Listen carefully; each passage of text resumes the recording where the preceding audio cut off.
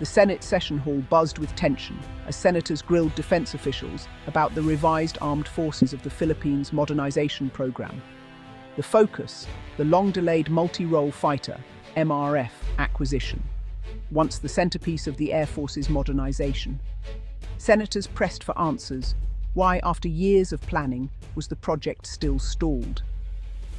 Defense officials cited competing priorities and the staggering cost, tens of millions of dollars per jet, with a full squadron representing a massive investment. The debate was clear: how to balance national security with urgent needs like schools and hospitals. The guns versus butter dilemma played out in real time, with no easy answers. The Philippines, strategically located but resource-limited, faces daily threats in the West Philippine Sea. The MRF project, once a symbol of hope, now embodied frustration and bureaucratic inertia. As the session dragged on, it became clear the fighter jet deal was again postponed, with no firm commitment in sight. The day ended with more questions than answers, reflecting a nation caught between ambition and reality. The frustration in the room mirrored the country's struggle to modernize its military amid fiscal constraints.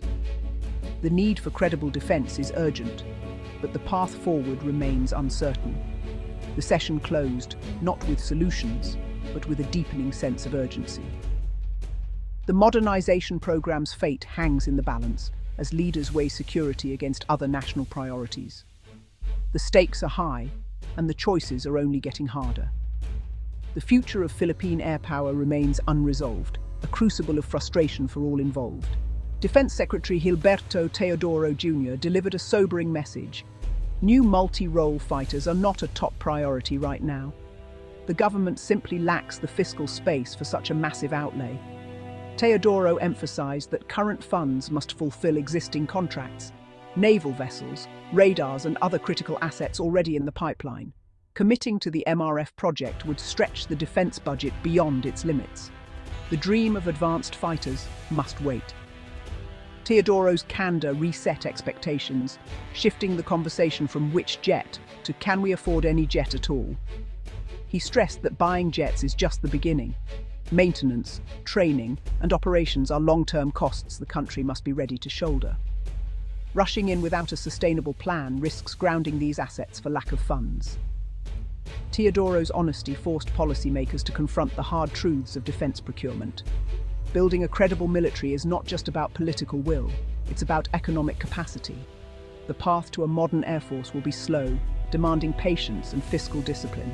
The delay in acquiring modern fighters leaves Philippine airspace vulnerable.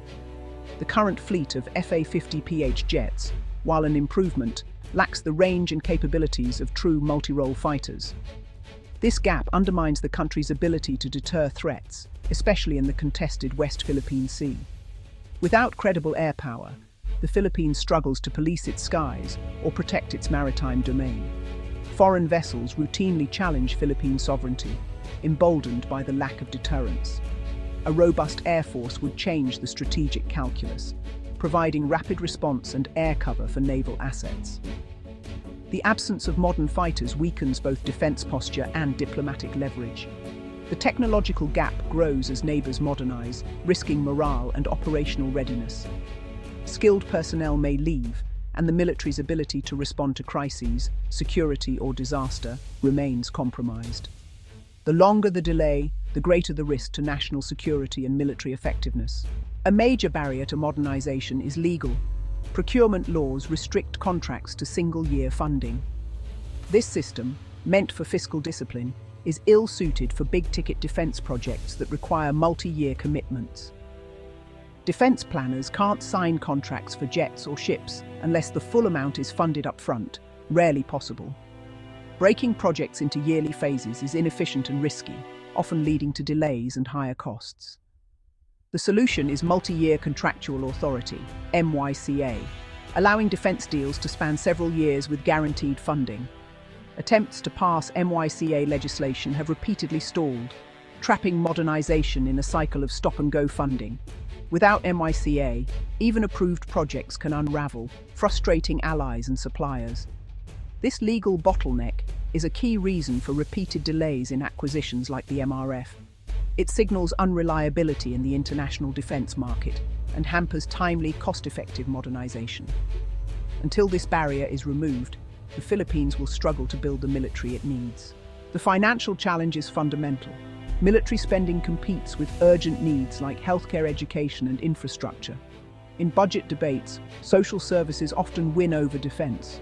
The cost of a squadron of modern fighters can exceed $1 billion, not counting long-term maintenance and training.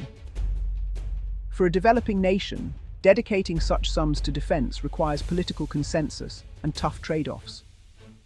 Economic downturns and crises frequently force the government to defer or cancel big projects like the MRF. Even within the Defense Department, the budget is split among the Army, Navy, and Air Force, each with critical needs. The current focus is on naval assets and air defense systems, pushing fighter jets further down the list.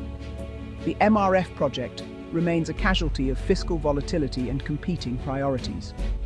The cycle of planning and delay continues, with no easy resolution in sight. The Philippines' struggles are stark compared to its Southeast Asian neighbors. Singapore, Indonesia, Malaysia, Vietnam, and Thailand have all modernized their air forces with advanced fighters. Indonesia's recent deal for 42 Rafale jets and Singapore's acquisition of F-35s highlight the region's rapid progress. Even countries with similar resources, like Vietnam and Thailand, field modern fleets that enhance their security and influence. The Philippines, by contrast, operates a token force of light combat aircraft. This growing capability gap affects not just military balance, but also diplomatic standing. A nation without credible air power is seen as less able to defend its interests. The progress of its neighbors is a constant reminder of how far the Philippines must go. The urgency to modernize is underscored by regional trends. Falling further behind risks both security and sovereignty. The modernization delay is a geopolitical issue, not just a domestic one. The West Philippine Sea dispute with China drives the need for a stronger military. China's grey zone tactics, using militia and coast guard to harass and blockade, test Philippine resolve daily. A credible air force would provide vital intelligence and deterrence, strengthening the country's position. The US, as treaty ally, supports Philippine defense but expects self-reliance. American offers of F-16s and military aid are on the table, but alliance is no substitute for local capability.